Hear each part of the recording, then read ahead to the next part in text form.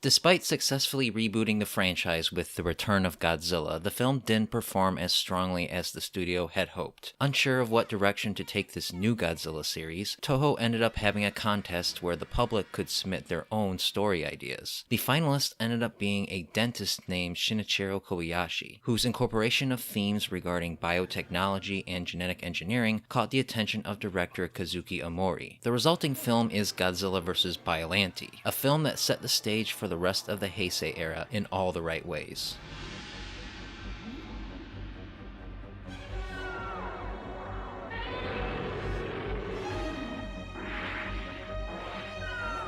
Following Godzilla's imprisonment in Mount Mihara, a genetic arms race begins with regards to Godzilla's cells. 5 years later, after Dr. Shiragami had lost his daughter Erika to a terrorist attack, he merges her DNA with that of a rose and Godzilla in a desperate attempt to keep her alive, which births the monstrous plant Biollante. At the same time, Godzilla reemerges from Mount Mihara, and with both monsters on a collision course, Japan has to once again figure out a way to save their country from the children of man's scientific hubris.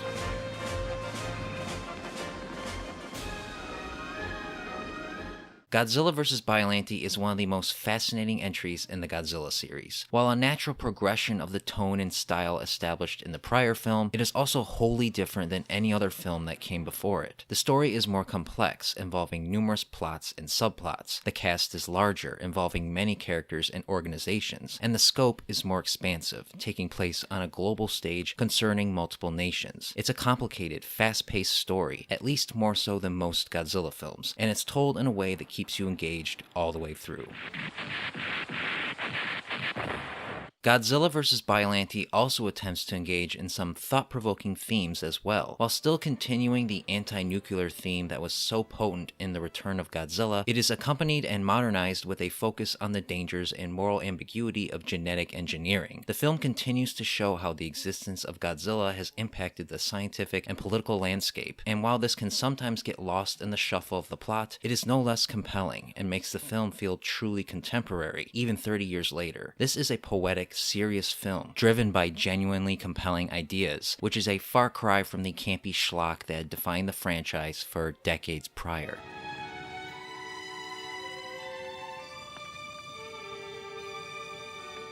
Each character brings a welcomed point of view to the story that adds to its breadth and scope. Dr. Shiragami, played by Koji Takahashi, brings a stoic sympathy to the well-meaning but ill-fated scientist, while Kunihiko Mitamura as Kazuhiko Kirishima plays his moral opposite, questioning the role of science in the modern age of politics. Masanobu Takashima is great as Kuroki, a young major who is burdened with stopping Godzilla, and who makes up for his inexperience with quick thinking and gut instinct. Toro Minegishi as Colonel Goro Gondo is another great character, who brings a sarcastic, lighthearted wit that lightens the story and makes him inherently likable. And of course, we can't forget Megumi Odaka as the psychic Miki Sagusa, who plays a small but important role here that will continue to expand as the series goes on.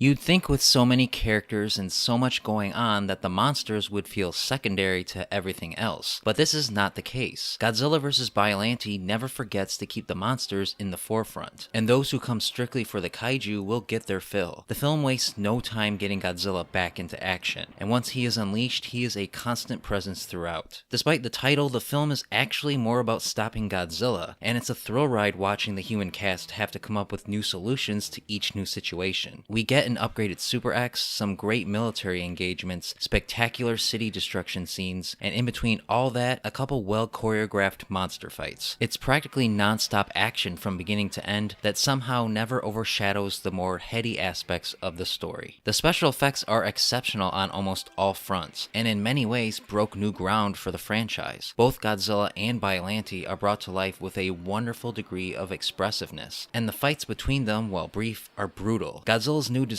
is so good it has become iconic, giving him a menacing, more animalistic look that feels believable while still being recognizable. And both forms of Biollante are perfectly realized, a blend of beauty and horror that brings to life the themes of the film with precision and clarity. The final form is an especially impressive special effect, and could easily stand toe-to-toe with the modern-day movies of today.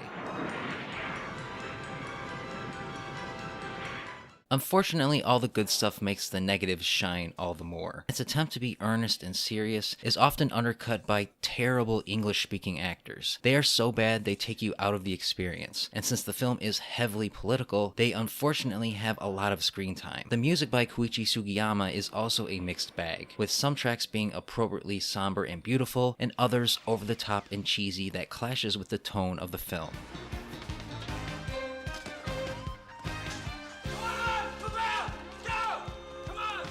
Still, even with its flaws, Godzilla vs. Biollante is an exceptional Godzilla movie on nearly all fronts. It blends serious-minded human drama with thrilling kaiju action better than probably any Godzilla film that preceded it. It birthed a leaner, meaner, more realistic Godzilla and brought him into the modern age, all while also taking risks and not relying on the tropes and formulas of the past. It is a film ahead of its time, often overlooked and forgotten, but is now considered by many to be one of the best Godzilla movies ever made. For more reviews and opinions on all things Godzilla, subscribe and stay tuned to Up From the Depths.